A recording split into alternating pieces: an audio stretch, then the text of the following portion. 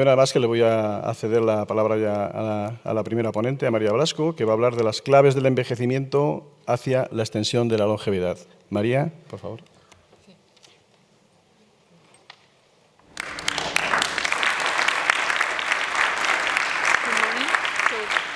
So I will be telling you about the work of my laboratory regarding the role of telomeres and telomerase in longevity.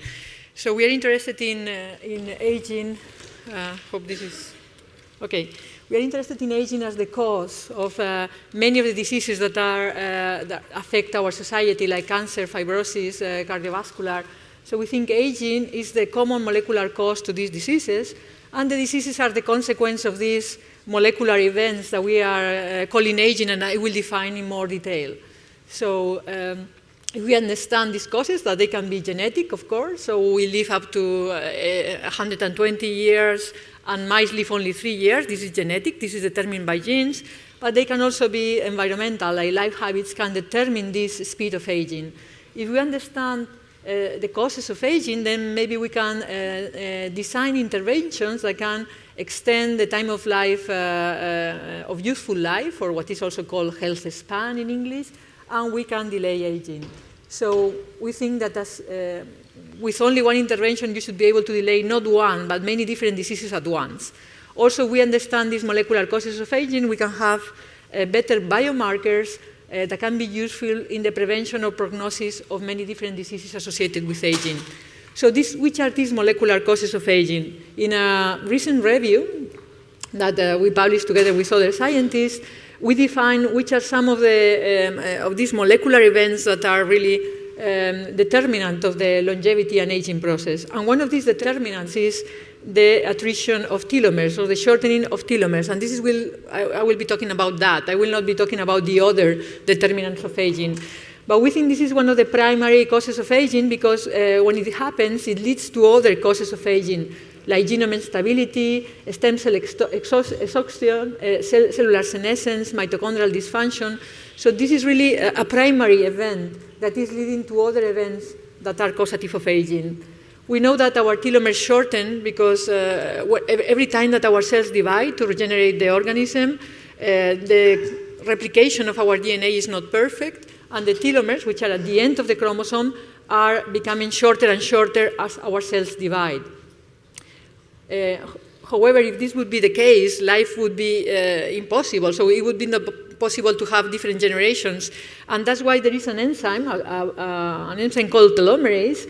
Telomerase is able to reset telomere length within each generation, and is what allows for different generations and the maintenance of species. However, this telomerase activity is silenced in the majority of tissues after birth. And in fact, we know that telomere length, due to this telomerase deficiency in the adult organism, decreases both in normal cells as well as stem cells. And we think that this telomere shortening, when telomeres reach a critically short length, this leads to disease. Cancer is also an age-associated disease, but in the case of cancer, telomerase has to be reactivated in order to be able to allow cancer cells to divide indefinitely. So this is the interest of studying telomerase and telomeres, both in aging and in cancer. There are a number of human syndromes, genetic, I forgot to mention that telomere shortening actually is being considered one of these aging biomarkers. What I wanted to mention is that there are humans that are mutant for telomerase, and they are going to die prematurely of diseases that are associated to the loss of the regenerative capacity of tissues, like some cases of aplastic anemia or pulmonary and hepatic fibrosis.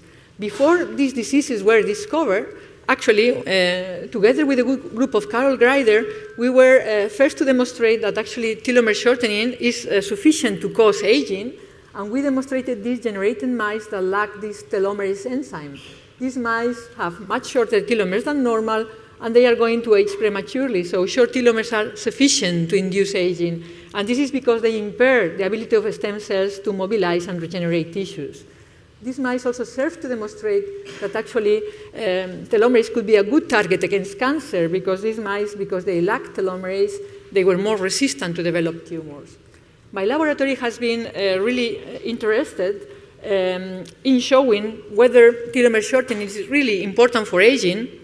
And for that, not only you have to demonstrate that short telomeres can lead to aging, but you have to demonstrate that if you prevent that, if you prevent telomere shortening or you delay telomere shortening, this can delay aging and aging-associated diseases. And this is actually what we did in another publication in 2008, which actually was the first time that it was demonstrated that telomerase activity was sufficient or was an enzyme that had the ability to delay aging.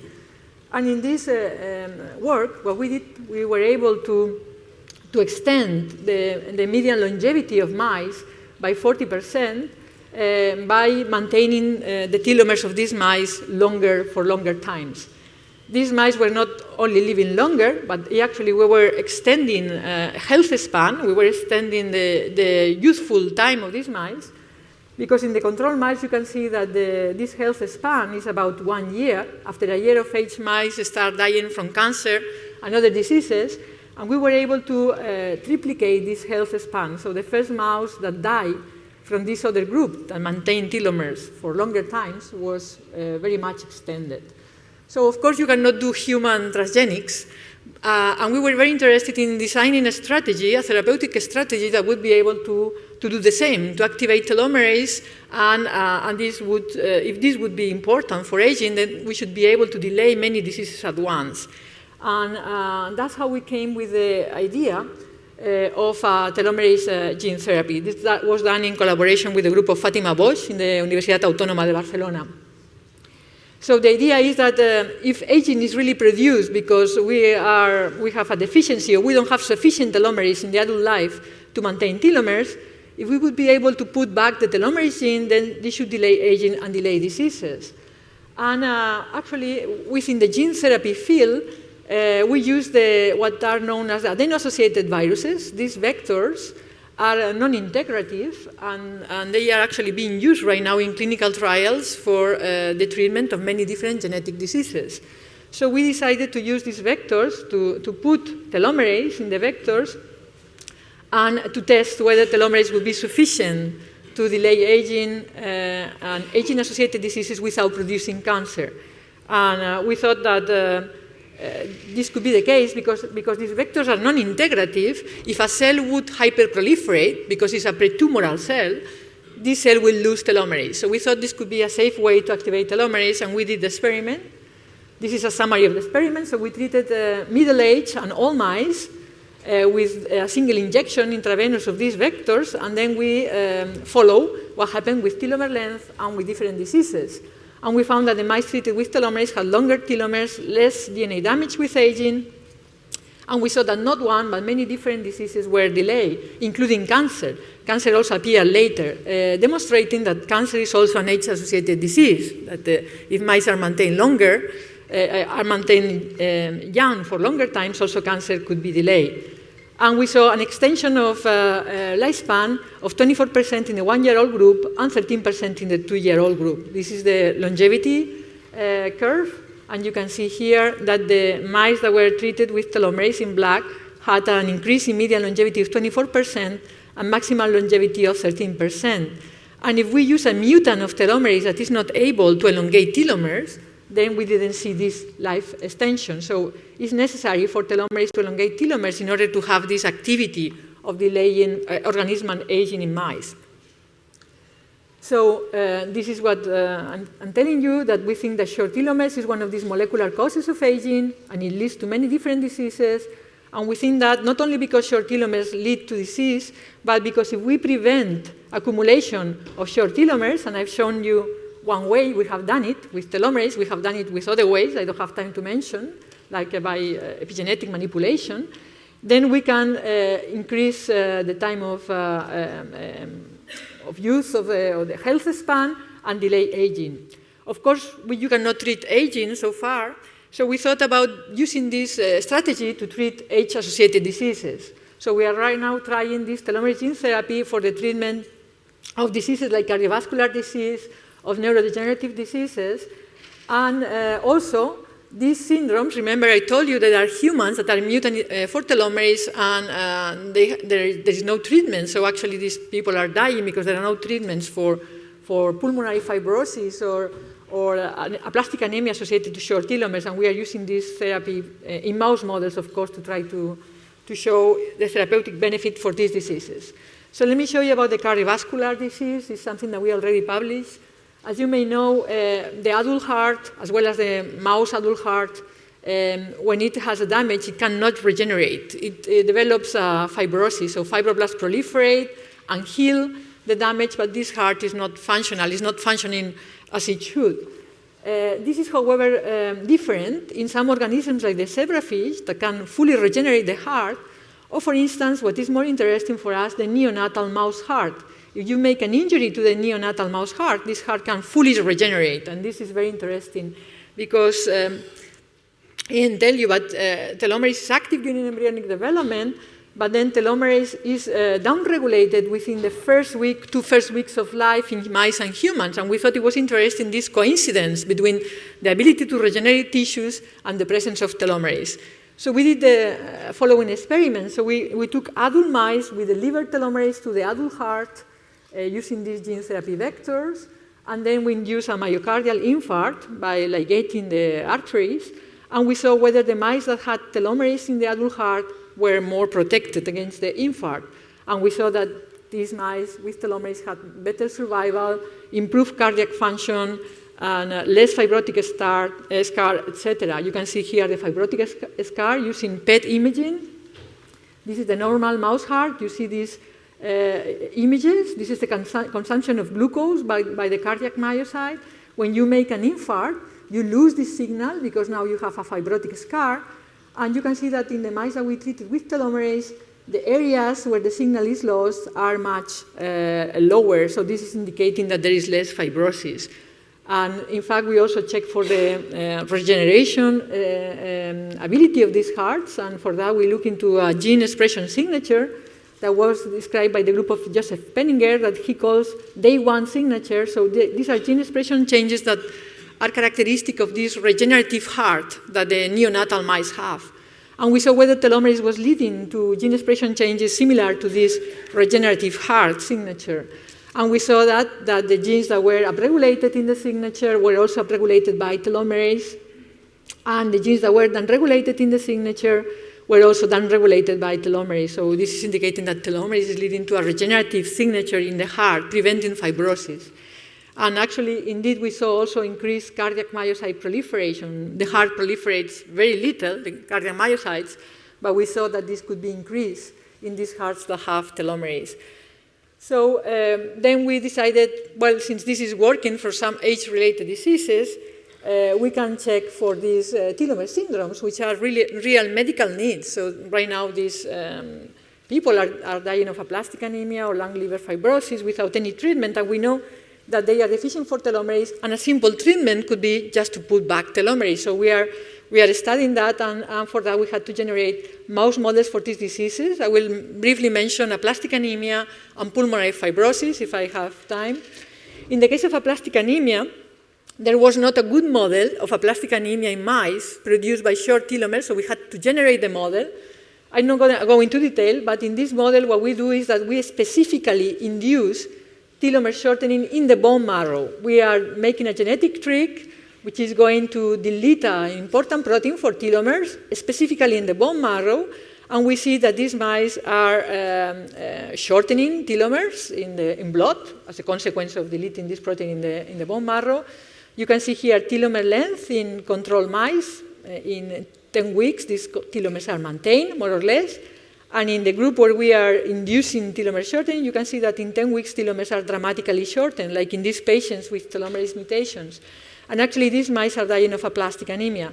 So we decided to do a small clinical trial with mice in which we are going to take a group of mice, induce in all of them the aplastic anemia, and then half of them are going to be treated with telomerase and the other one with the empty vector, and see whether we can have any therapeutic benefits. And these are the results that we published last year. You can see that in green, the mice treated with telomerase, they have an improved survival. Very few of these mice actually die of aplastic anemia. So there is a clear therapeutic benefit of telomerase treatment in this context of aplastic anemia induced by short telomeres. How is this working at the molecular level? It's working as we expect. we can now see what's happening with telomere length. This is telomere length in blood in mice. It's a longitudinal study. You can see that at this point, all the mice are okay. We induce here aplastic anemia. You can see how telomeres shorten in all the mice. And then at this point, we treat half of the mice with telomerase in green, and you can see the telomeres elongate, and the other half we treat with the empty vector, and telomeres continue to shorten. So we are actually improving survival of these mice because we are rescuing their molecular defect, which is having short telomeres. And just to finish, I would like to mention pulmonary fibrosis, another disease that is associated to short telomeres. Pulmonary fibrosis is a very prevalent disease with aging. Well, very prevalent not, but it's a quite prevalent disease with aging. And actually, there are familiar cases. And in these familiar cases, they are associated to mutations in telomerase. But even the sporadic cases, the ones that are not associated, are not familiar, are not due to a gene that is mutated in the genome, they also have short telomeres. So this led to the idea that telomere shortening could be also at the origin of pulmonary fibrosis. And actually, this is our working model. We think that short telomeres could synergize with pollution, smoking, and other damages to the lung cells.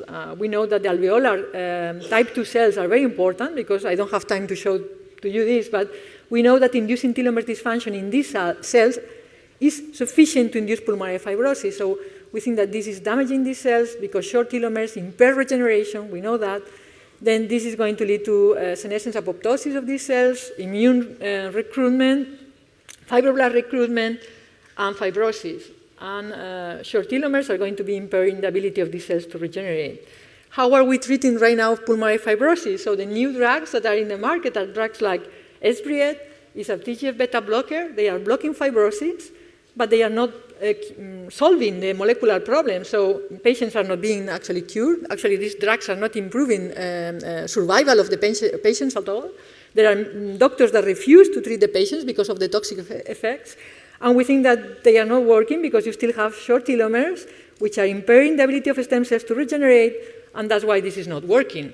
So we are going to see whether that's the case, and for that we generated a mouse model of pulmonary fibrosis associated to short telomeres. There was not such a model to start with, and for that we used the telomerase deficient mouse model. These mice have shorter telomeres than normal, but we knew that per se, short telomeres in mice do not lead to pulmonary fibrosis.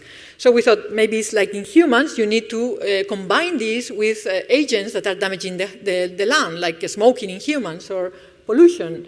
And for that, what we did is we treated these telomerase deficient mice with a dose of a damaging agent that is called bleomycin, but we used a dose that was not leading to fibrosis in wild-type mice. So mice treated with this dose do not develop pulmonary fibrosis. We thought that if we treated telomerase deficient mice with short telomeres with this dose, this could lead to fibrosis. So it's a model where we combine environment, if you want, with genetics. And then we follow what happens, and lo and behold, we found that actually what we expected, the wild-type mice do not develop fibrosis, but the mice that have short telomeres develop progressive, full-blown fibrosis, both males and females. And we see that this fibrosis is associated with inflammation, collagen deposits, activated myofibroblasts, like in the human disease. And at the molecular level, we see activation, we see increased DNA damage in the lungs, markers of senescence, and increased apoptosis. So this is a model of pulmonary fibrosis associated to short telomeres, and now we can see whether we can cure these mice with the telomerase gene therapy, like you would do in theory with human patients. This is still unpublished. And here what we did is to induce pulmonary fibrosis in all the mice. We diagnose pulmonary fibrosis by CT, like in humans. And then we do a small clinical trial in mice, treating half of the mice, we treat with telomerase, and the other half we treat with the empty vector.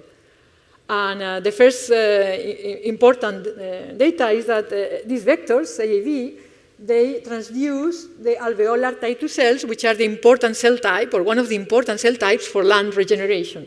Actually, more than 80% of the cells transduced by AAV9, we are using here a marker to find out which are these cells. We find that they are actually alveolar type 2 cells, and we are able to reactivate telomerase in these alveolar type 2 cells. So we are targeting the cell type that we are interested in. And then we did the small clinical trial. So you can see here that in the group, all of them, we induced pulmonary fibrosis. This was diagnosed by CT. And then the group treated with telomerase, we see a faster disappearance of the fibrosis compared to the empty treated group. This is just CT images. The important thing is to do histopathology and to see the function of lungs, to see whether we are really rescuing pulmonary fibrosis. And this we did here. You can see here the ability of the mice to breathe, the pulmonary function. And you can see that already 1 week after treatment with telomerase, we see an improved pulmonary function. And the important thing is that when we look by histopathology at the fibrosis, you can see that all the mice treated with the empty vector, they have very severe fibrosis. And in the group where we treated with telomerase, half of the mice that had fibrosis actually have been cured. So they have no fibrosis as determined by histopathology. So we think this is really encouraging that telomerase has a therapeutic benefit in the treatment of fibrosis associated to short telomeres. And, okay. This is just molecular markers of fibrosis, like collagen deposits, hydroproline, etc. So telomerase is decreasing fibrosis. Telomerase is decreasing the inflammatory response associated to fibrosis. This is a panel of inflammatory cytokines. And you can see that already 3 weeks post-treatment, this is decreasing inflammation in the lungs, which is also maintained 8 weeks post-treatment. And of course, we are also decreasing all the molecular markers that I described before, like DNA damage, markers of senescence, like p53, p21, apoptosis, and this is another marker of senescence, beta-galactosidase, so telomerase is decreasing all these markers.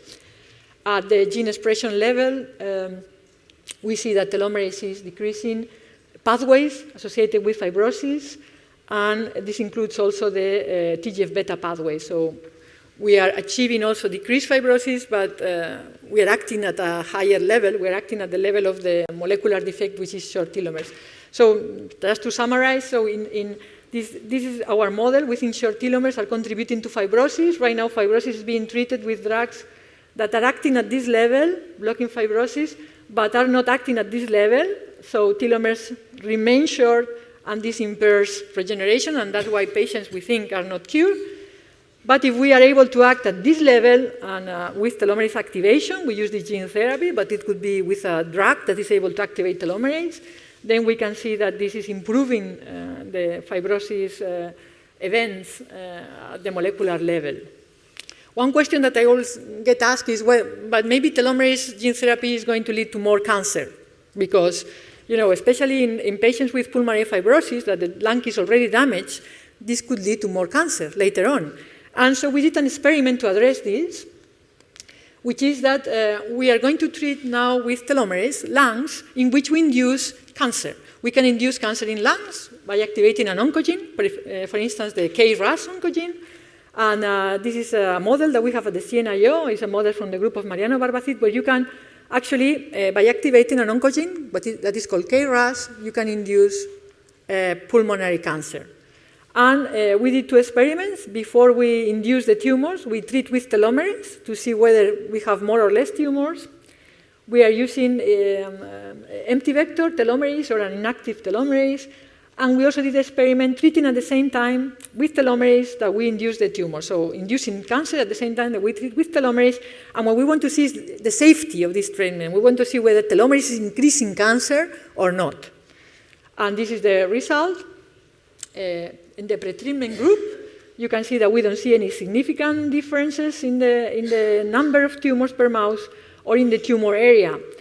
And if we do this in the simultaneous treatment, also we don't see any, all mice basically develop tumors, and we don't see differences in the number of tumors per mouse or in the area of the tumor. So we think that in this very challenging context of having an oncogene that is going to lead to cancer, telomerase is not increasing the cancer. So this is, I think, my last slide.